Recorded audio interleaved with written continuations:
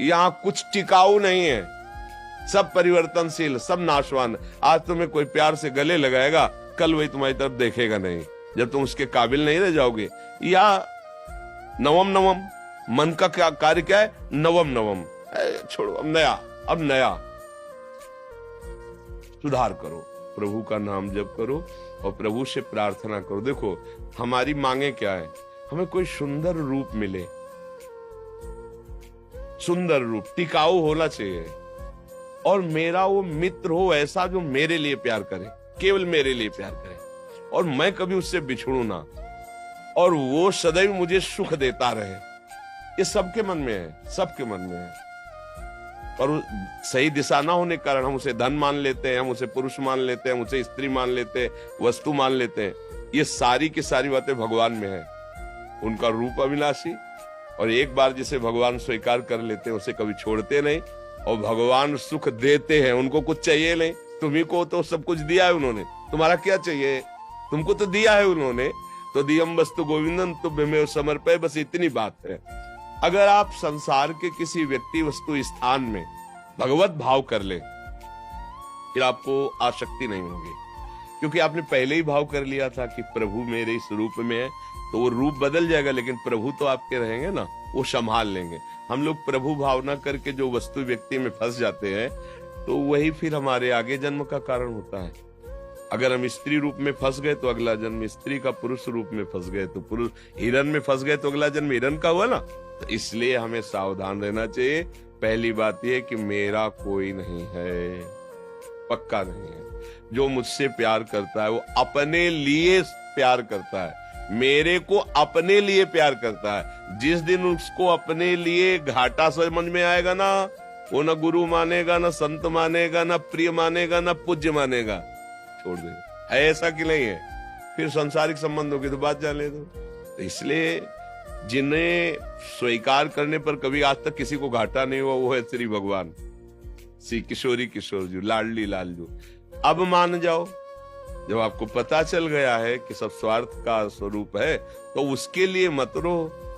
अब ऐसे वर को क्या वरू जो जन्म में मर जाए, ऐसा वर वरू चूड़ लो अमर हो जाए। वो है श्री गिरधर गोपाल जी, श्री कृष्णचंद्र मीरा जी कह रहे, मेरा तो चूड़ला अमर है, मेरा सुहाग तो श्री कृष्ण है, कोई फर्क नहीं है। इसलिए भाई हमारे पास प्रश्न का उत्तर यही है कि नाम जप करो, अपनी गलती को सुधार करो। हम गलती में फंसते चले जाते हैं, और कोई मुझे प्यार नहीं करता। जिसको अपने सुख की गुंजाइश दिखाई देती है वही मुझे प्यार के जाल में फंसाता है। प्यार नहीं करता, जाल में फंसाता है। हम कई बार सत्संग में कहा है, हम छोटे थे तो बड़ी बहन के यहाँ गए, छुट्टियों में जैसे जाया जाता है ना, तो वो हमको लेके अपनी नंद के यहाँ गई, वहां ब्याह। तो वहां जब गए तो बड़ा मकान बना हुआ था, बढ़िया अच्छा। तो हम तो बच्चे ही थे, तो उसके जो पति थे वो एक कमरे में, सड़े से कमरे में पड़े थे। तो ऐसे से बुलाया, नजदीक गए। अब भगवान को हमको शिक्षा देनी थी, इसीलिए हमें सुना नहीं, हम बच्चे थे, हम कुछ कर भी नहीं सकते थे।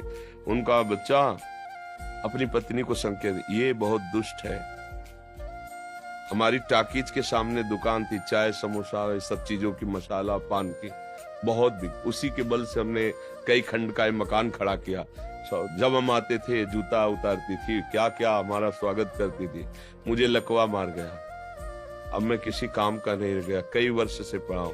ये 2 रोटी 24 घंटे में देती, मैं भूख से व्याकुल होता तो कहती बहुत भोजन खाओगे, बार बार शौच करोगे, कौन फेंकेगा। मेरे सामने गंदी बातें करती है, मतलब दृश्य वो अब पड़ा है, उठ सकता नहीं। मेरे को किसी से मिलने नहीं देती, किसी को आने नहीं देती, क्या करूं।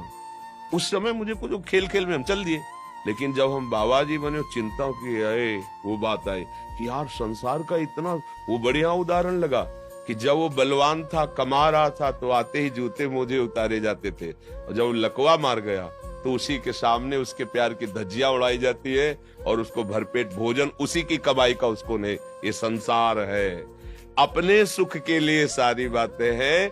ऐसे ही सबका संबंध समझ लो। जिस दिन अपना सुख, हम एक जगह थे तो एक वृद्धा महिला आई, अपने पति के लिए कहती, महाराज भगवान से मनाओ कि उनको उठा ले। तुमको उठा लेगा मतलब क्या, गिर पड़े हैं?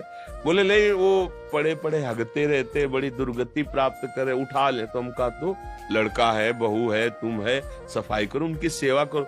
बोले अब सब नहीं होता, बस आप इतनी कृपा करो, भगवान उठा ले। ये है संसार, ये है संसार। उसके काम के ले रहे तो भगवान उठा ले, काम के हो तो आए भगवान, कितने निर्दयी, तुमने क्यों ले लिया। ये संसार का स्वरूप है। तो आप समझो, थोड़ा विवेक को जागृत करो, मोह का नाश होगा। वो विवेक मोह भ्रम भागा, तभी भगवान से प्यार होगा, तभी तुम्हें विश्राम मिलेगा। ये भाग दौड़ तभी शांत होगी जब तुम्हारे प्यारे भगवान हो जाएंगे। महालक्ष्मी पति क्या चाहिए, रूपवान है, सर्व सामर्थ्यशाली है। देखो सूर्य किसने बनाया, इतने पूरे ब्रह्मांडों को प्रकाश दे रहे हैं। ये सब चिटिर पिटिर रात्रि में थोड़ा प्रकाश दे, देखो सूर्य कितने ब्रह्मांड को प्रकाश दे, कहीं भी चले जाओ है सूर्य। चंद्र का प्रकाश, सब ऑक्सीजन, सब जल, भोजन, शरीर, कितनी सुंदर है ना। कोई रचना करने वाला महान ईश्वर, हम उसको अपना क्यों न माने, अपना प्रीतम मान लेना। अच्छा, हम आज भी सत्संग में कह रहे थे, कई बार कहा है, अगर वो अनुभव में ना आता ना तो हम सबसे कह देते, भैया लगे तो बचपन से है पर हाथ कुछ नहीं लगा, आगे मरने के बाद जो मिलेगा वो हमें पता नहीं, पर हमें कुछ हाथ नहीं लगा। हम कह देते, पर हम सच्ची कहते हैं कि वो है, इतने नजदीक हैं, इतना दुलार करते हैं कि उनकी बात सोच के केवल रोना ही आता है, दूसरी कोई बात नहीं रहती है।